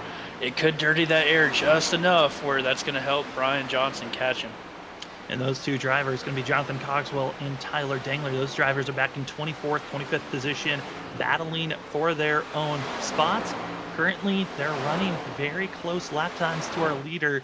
They're running slightly faster than our leader, so they shouldn't be a factor to watch out for unless they find issues later on in this race. The tire wear falls off and they start to slip off the pace. Also want to give a call that of Ross Tatum, a driver we were expecting a lot from, didn't qualify for himself, stuck deep in the field, couldn't make his way forward. And the 21 going to finish out tonight, most likely in 34th position, as he's called it an evening. Hate to see that for a fast driver. He's got to recover going into next week, which next week, Josh, doesn't get any easier. We go from a hot track here at Las Vegas to the track with the nickname of Hot Atlanta. We're going to the 2008 configuration of Atlanta next week.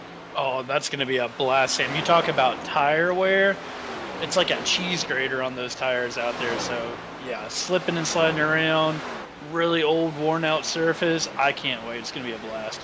Cannot wait for it either, as really our top four pretty gapped out from one another. Closest battle up front is for 5th place, side by side. Larry Yingling under pressure. It's Danny Cochran saying, I want the top 5 position, not waiting until we catch up to Ryan Kelly. Let's make the pass now. Coming up to 11 laps to go when Nelson crosses the line again. And the 2 putting the pressure with lap car right in front of them. This is a tricky spot for both of these drivers on who can make the pass quicker, because Danny is right now being squeezed off the exit of the corner. Watch out, here they go, trying to figure out where Brad Delph's going to go, and Delph ducks out immediately. That's a class act by the 6. Yeah, that was really great by the 6 car there, letting these guys battle it out. And shout out to Danny Cochran, like you just said, Sam. Great run by him, and he's battling the 3-time champ right here, trying to get a top 5 finish.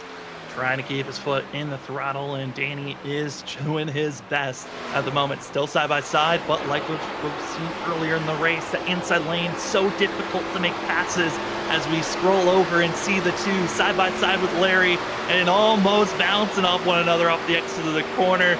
Big shout out to Rockmore Jr. running controls and giving these amazing shots of the battle of side-by-side action, just showing how close these drivers are coming off the exit of turn number 4 with 10 laps to go. It just shows the talent of these 2 guys too as well, Sam. I mean, it can be tough to kind of know exactly where your car's at, especially when you're running that close to somebody, and these guys are doing a great job. Looks like Danny might finally be able to edge out in front of him right here. Almost able to, but it's the massive run off the exit of the corner, able to get your foot in the throttle sooner and allowing you to carry just a little bit more speed. That's allowing the 67 still to be right there, but Danny Cochran slides up, finally gets clear, but he's got to be careful. He loses the rear end for a quick moment, costing Larry Yingling to back off the throttle, and conquering that position is Danny, as he's got to be careful. That slide was a pretty nasty one off the exit of 4. Yeah, great work by Danny Cochran there. Really, really good car control.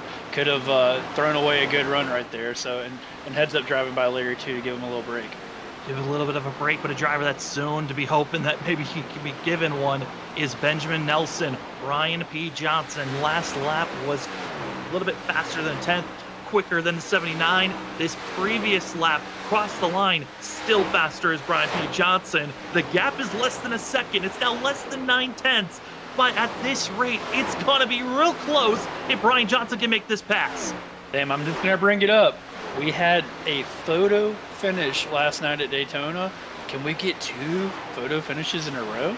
I mean, it's highly possible that we could see it. Las Vegas has given us some of the most incredible finishes you could ask for in the WSSR. A lot of them have been passes made in the final 5 laps of a run.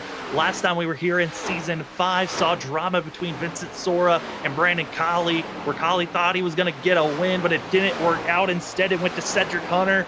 Then in season 4, saw some drivers making late passes in the final 3 laps, finding Vincent Sora getting into victory lane. You never know what could happen, but lap traffic, you talked about it maybe being a factor, could have been hindering Brian Johnson there. That's got to really work off the exit of the corner here.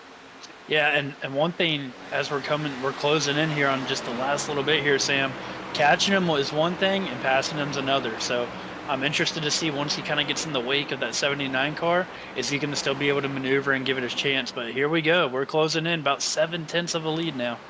A little bit less than 7/10 with 6 laps to go. That last time by, costing any type of momentum, was great as Brian P. Johnson's trying to close in with 5 laps to go as Benjamin Nelson crosses the line, the 79, hoping to get into victory lane for himself. And Nelson, one of the drivers that really expected a lot coming in tonight. We had the kind of set up off-season season. It was a 5-race off-season that was giving drivers opportunities to go run for a chance to get into the league recruitment races. And Nelson found himself being up front, being one of the lead drivers, and that pass by Brandon Colley in the 1, was that enough time to mess up the 79 to give Johnson a chance, as it's almost a half a second gap distance. And there's Jonathan Coxwell, another lap car that could be costing speed.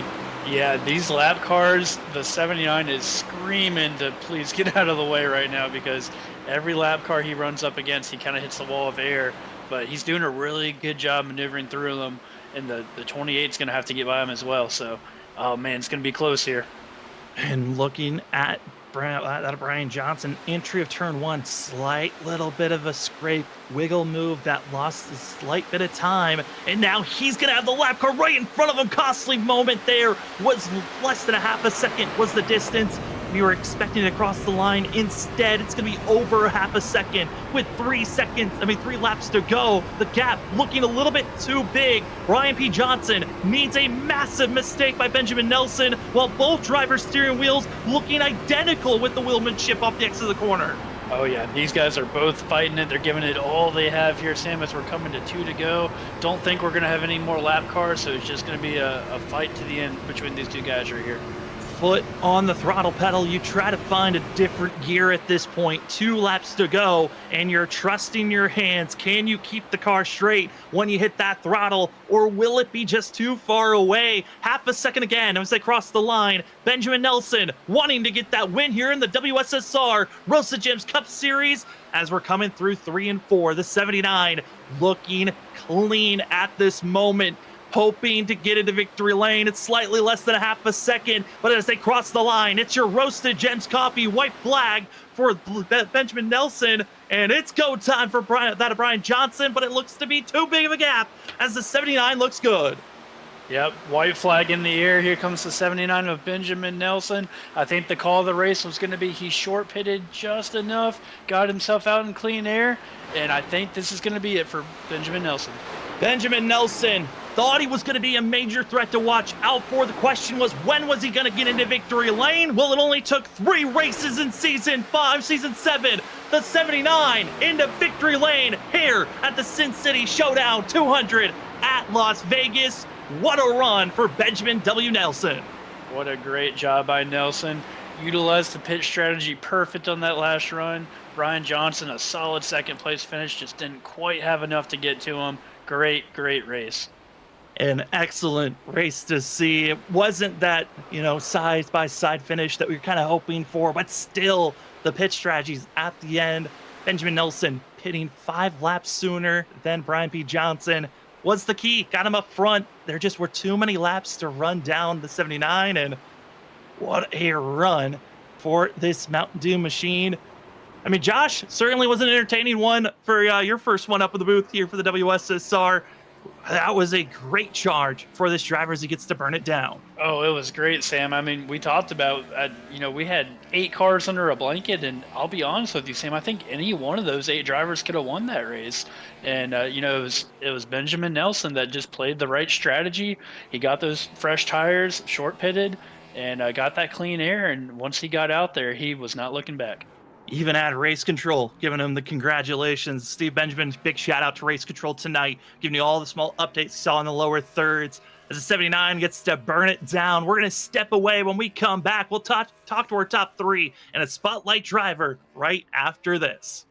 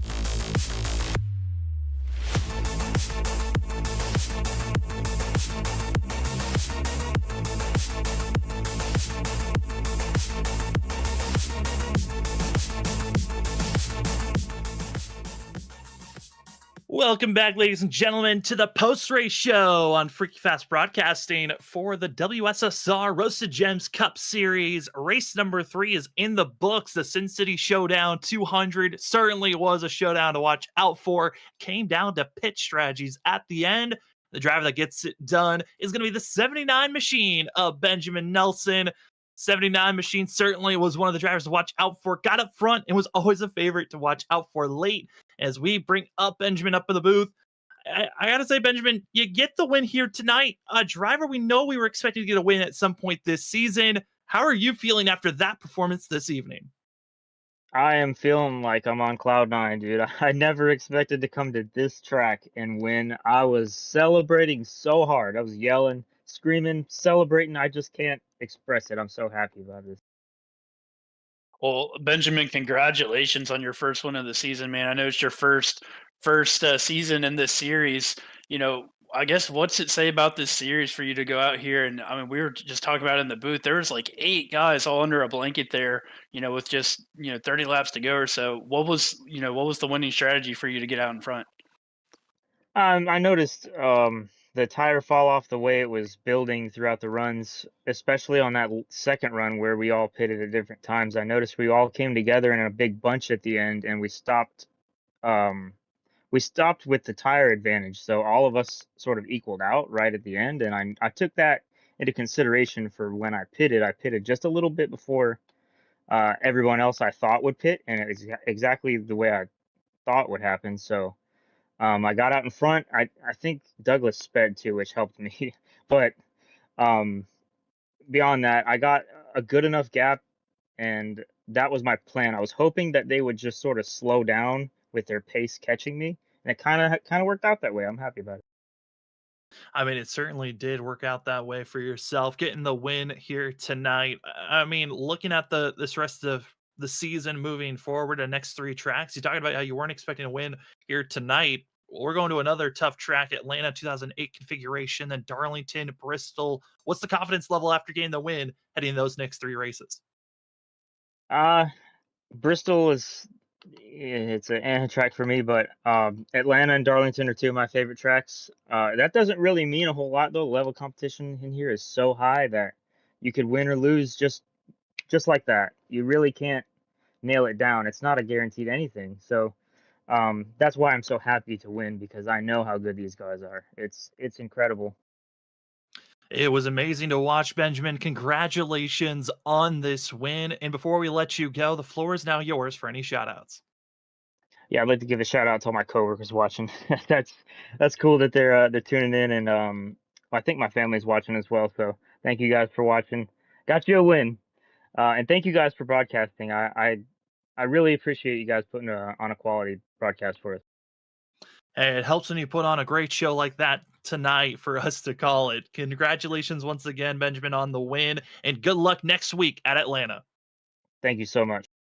Well, that's going to be your winner, the 79 machine of Benjamin Nelson, getting the victory. And let's go to second place. The driver that was trying to run him down, but maybe came up just a few laps shy. We got the 28 machine of Brian Johnson with us. Brian, you come away second here tonight, still searching for that first win this season.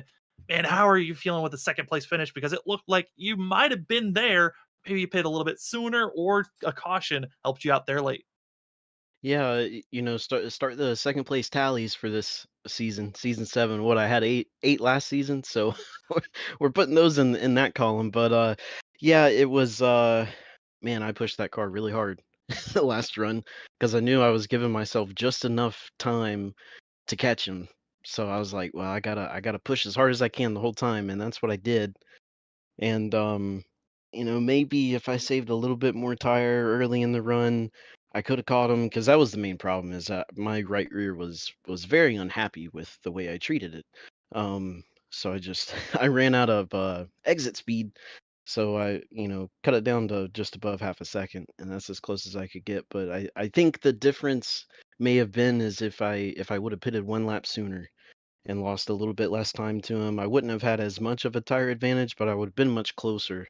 So I think that was the difference. But you know, his first season with these cars, his first mile and a half of the season. So it's those things that we got to learn. And luckily next week, it's Atlanta, another mile and a half, very similar to Las Vegas. So I can take what I learned here tonight and apply some of it next week, and maybe we'll get one position better. Yeah, Brian, this is Josh up in the booth. Congratulations on a really, really strong run, man. I mean, we were watching that timing, that gap just shrink as every lap was coming to a close there. I guess my question for you is, um, with this experience, I guess you got from tonight.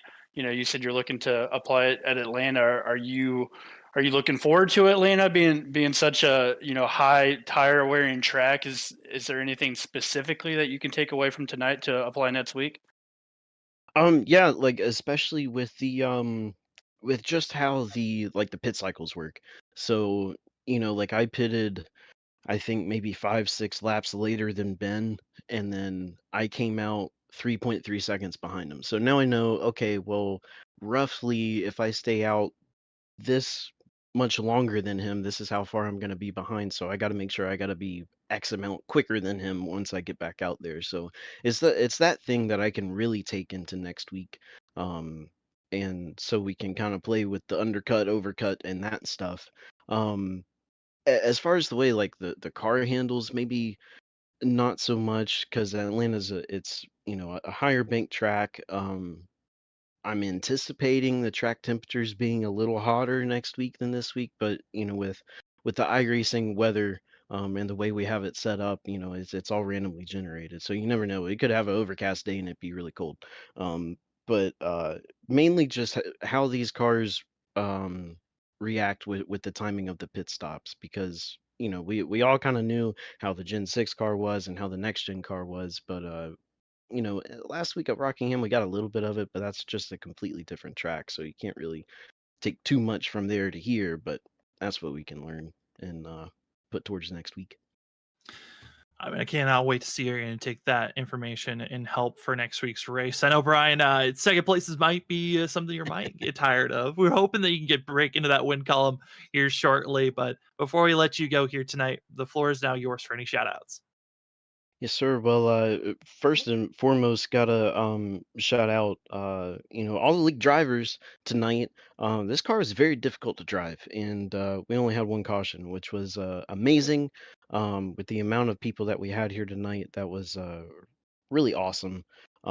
Very proud of everybody, and then the whole admin team, and then race control as well. Steve Benjamin, we added him over the off season, and I mean we made a whole bunch of changes over the off season, and season 7 is working out pretty well. You know a second place, I complain about him, but second place means more this season than it did last season. Getting a top 5 this season is pretty impressive with the group that we have now. Um, so, and again, that just speaks to everybody, all the drivers in the league. Definitely got to give Roasted Gems Coffee and Trophy Smack a shout out as well. None of this would be possible without them. And then, of course, you guys for putting on a great show as always. It always looks great, sounds great. So thank you guys a lot. And yeah, that's pretty much it. Well, that's going to be the 28 machine trophy smack of Brian P. Johnson. Come away with second place. See if he can finally move up one more spot, get that win next week. We're hoping for the best for you, Brian, and good luck after a fabulous run this evening. Thanks, sir. Well, as we go from second place, let's go to third place. Talked about how Brian has been finishing in second place a lot. Here's a driver that finished third for the second week in a row, but the consistency is showing. We got the 3 machine of Ryan Kelly with us. Ryan, coming away with a third place finish. Man, how are you feeling? Because you had probably the toughest showing of grit in the middle of this race, holding off the rest of the field. Yeah, it was tough. I mean, it was a lot of fast guys, and yeah, that second portion there where we were all together, that was absolutely crazy. Just hanging on, trying to hold them all off. But yeah, two third places in 2 weeks, and I'm really happy with that. Hey Ryan, congratulations on a podium finish tonight. It was really fun watching you out front there, hanging on to that lead when some of the guys were attacking you, and you were able to run that top. Is there anything else you think you could have done to try to stay with the top two, or are you pretty happy with your third place? Yeah, I'm definitely happy with third. Maybe could have. I planned on coming to pit road just a couple laps earlier, just trying to split them pretty evenly. But yeah, once that battle started, there was that strategy just went right out the window, and there was all looking forward and hanging on till there. And once things kind of settled out, I came down pit road. Yeah, I mean, you came into pit road, able to still salvage a great finish in third place. Ryan, we were talking about how this track in the desert, it's hot, it's slick. We're heading to hot Atlanta next week in the 2008 configuration. How are you feeling trying to move over to that race next week? Yeah, one of my favorite tracks, Atlanta. Slick, sliding around. You can run right up against the wall or right on the bottom. So definitely a really fun track, driver's track, and really looking forward to next week. Hey, we're excited for it too. Can't wait to see how you're going to perform. And before we let you go, the floor is now yours for any shout outs. Yeah, shout out to every single driver in this league. 2 weeks in a row, just spectacular races, and big shout out to all the drivers and everyone who runs the league, and you guys up in the booth, of course, for putting on the show, and all my teammates tonight. Oh, that is going to be your third place finisher, the number 3 machine of Ryan Kelly. Congratulations on this finish, and hopefully we'll be seeing you up and with a win in these next couple of weeks. Thank you, gentlemen.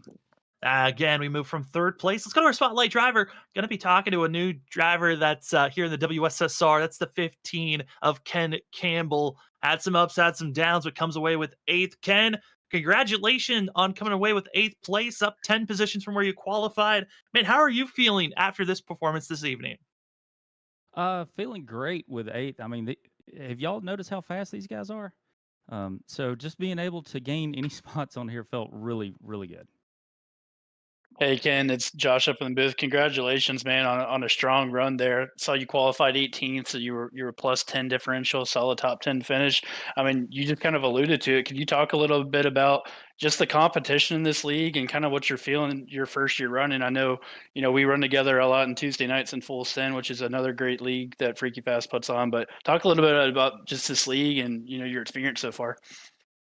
Yeah, so I was able to do some practice and recruitment races with them and get to run around some of the guys, but a lot of the guys couldn't make it and whatnot. And so did that, and then was on vacation, had to miss last week. So I don't have a lot of experience around a lot of the guys, and got in some practice for qualifying today. Thought I was going to do really well in qualifying, and so it was kind of a shock to be all the way back in 18th.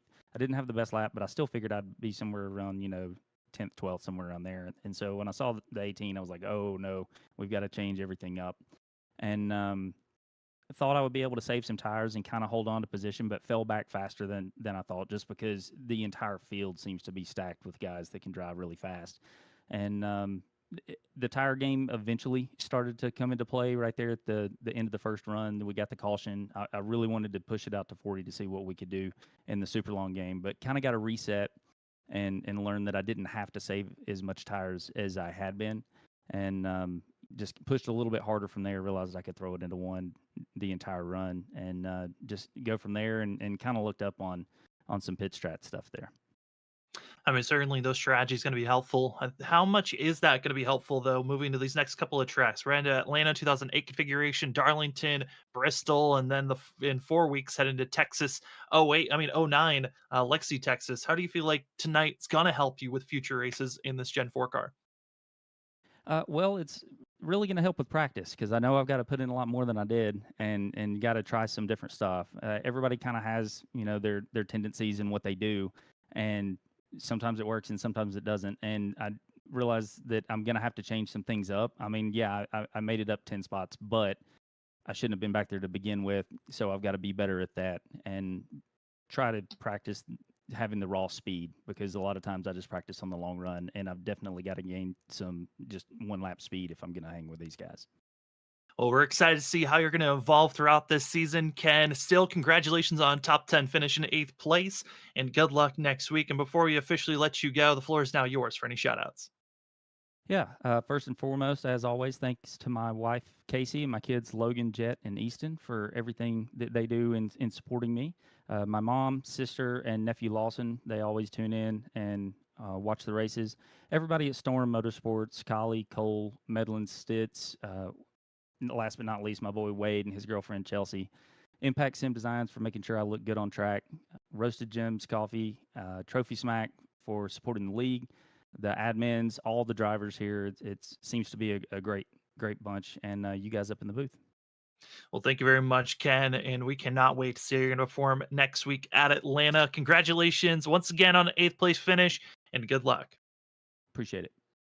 Well, as we go from interviews, let's get ready to take a look at our unofficial results. And as we're getting up the results, also want to give a huge shout out to our amazing sponsors again for the WSSR Roasted Gems Cup Series, that being Roasted Gems, and on top of that, Trophy Smack. Trophy Smack, it's got a wide selection of different trophies you can get, and the customization is plentiful. They've got plenty of different customizations from trophies, belts, rings, and more. And for here at WSSR, the last 2 seasons, the last 3 seasons, champion has gotten a championship ring. And with partnering up with Trophy Smack, the WSSR, the winner of the championship is going to get a actual trophy itself. So everyone, challenging, cannot wait for later on when the championship is on the line. Who's going to win that custom WSSR Trophy Smack trophy? And if you'd like to get your own trophy and customize it, remember to use the promo code WSSRCUP. That's WSSR Cup, one word, for 10% off on all purchases. Let's take a look at our unofficial results. A wild race here tonight. Only one caution, and the driver that got the win was Benjamin Nelson in the 79 machine. Brian Johnson tried his best to close in on the gap, but came up just under a second shy from getting to the 79's bumper. Brian Kelly defended, held on, comes away third. Zach Hall able to also move up to fourth, with Danny Cochran in fifth. Sixth was Larry Yingling, Cedric Hunter seventh, Ken Campbell eighth, ninth goes to Cole Sacchetti. Finishing out your top 10 was going to be the 99 of Kyle Rogel. Yeah, as you look through the rest of the field here, Sam, a couple notable drivers. Christopher Norris, great recovery, finishing P13 after that early contact there with Ollie Fonseca. Did a good job, still a solid finish for him. Nick Crawford, he was struggling all over the place late, but still, a solid top 15 finish. And as we look a little further down, one that it looked like had some issues late was Douglas Newbing in the 7 car. He was up there with the leaders and unfortunately finished all the way back in 31st. Yeah, that was a little bit of pit stop issues. Got a black flag on pit entry, speeding on pit road, and had fuel issues. Complete meltdown late for the 7, but we know he can be fast. The question is finding that little bit of magic at the end of the race. And as well, got to feel bad for Ollie Fonseca, and the 24 caught up with that wreck, was our only caution of the day. And the 24 going to be all the way back in 37th position. Well, Las Vegas is in the books. Josh, your first race here with us here at Freaking Fast Broadcasting in the books. Man, it was a pleasure to have you in the booth with us. How are you feeling, and your final thoughts before we call it a night here at Las Vegas? Yeah, well, first of all, thank you, Sam. I really appreciate, everything you did for me to kind of help get me comfortable in the booth tonight. Thank you to Robert as well and everyone at Freaky Fast. Really, really enjoyed it. I think I'll come back next week if that's okay with you guys. And but man, what a fun and exciting first race. We talked about it all night, just the talent level in this league, and there's so many different guys in this field that can win a race, and they probably will win a race this year. So I'm really interested and excited to see how many different winners we might get this year. And tonight it was Benjamin Nelson that came out on top with the great pit strategy call at the end. Yeah, seeing the different winners, 3 races in, 3 different winners are now launched into the book of Season 7 for the WSSR Roasted Gems Cup Series. Next week, the drivers get ready for Hot Atlanta, going to be our next destination for the WSSR Cup Series. But for us here at Freaky Fast Broadcasting, this week's coverage of iRacing is not over just yet. We still have more coverage tomorrow night as the Stars and Stripes take their Gen 4 cars to Michigan. Then we're off for the weekend. We're right back to another week of 4 races, starting off on Monday night, ISRC Truck Series, Tuesdays with Full Send Racing Series, and we're right back here, like we said, for Atlanta in the Gen 4s. WSSR, what an incredible race we got to see this evening, and it was Benjamin Nelson pulling out the strategy at the end that got him out front to defend the rest of the field. Well, thank you again for everyone out in the audience for joining with us, for the drivers, and as also for ourselves up in the booth, for myself, Sam Dyer, for that of Joshua Altis, Robert Moyer Jr., and running productions, and everyone else here at Freaky Fast Broadcasting. Thank you for watching tonight's coverage of the WSSR Roasted Gems Cup Series. We will see you tomorrow night. Stars and Stripes, get ready for Michigan and the Gen 4s. That will be our next Freaky Fast broadcast.